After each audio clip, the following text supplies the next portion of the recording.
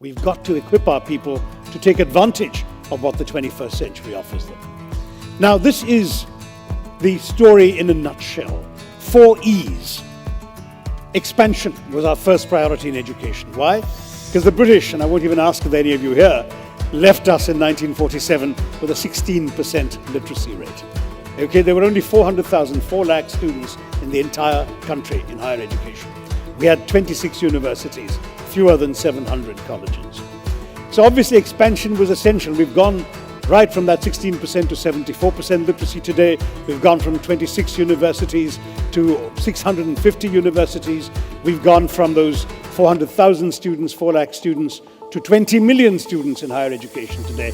And we have 35,000 colleges as well, instead of the 700 colleges we had then. So expansion's taken place. We've also had to fight for the second E of equity, that is, including the excluded from education, trying to reach out to the unreached, the people who didn't get a fair shake in education for reasons they couldn't help. Gender, an obvious reason. When we had that 16% literacy rate, you know what the female literacy rate was? 8.9% at the time of independence. Just 1 out of 11 Indian women could read and write. Caste, region, religion, all sorts of people got left out of the system. We had to bring them in. And that became a big challenge and a priority for education. In getting those 2 things more or less right, I don't know how well we did on the third E, which is the E of excellence.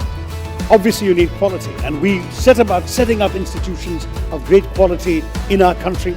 The IITs are a good example. In fact, it's part of Jawaharlal Nehru's vision that the IIT in Kharagpur was established back in 1956, the year I was born, and it was done on the site of a British detention center, the Hijli Detention Center.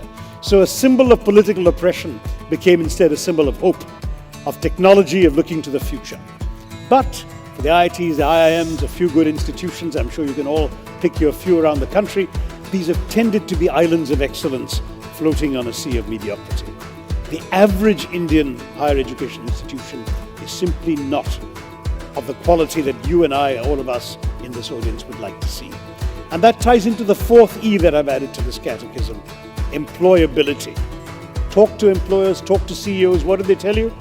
That they're simply not satisfied with the quality of the graduates they're getting. Even in the T of TED, the technological area, engineering graduates, 500,000 engineering graduates a year.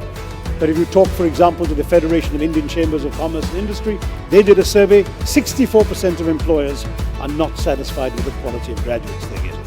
Some companies are running essentially re-education places. Infosys, the gigantic campus in Mysore. And it's not on-the-job training, which big companies tend to do.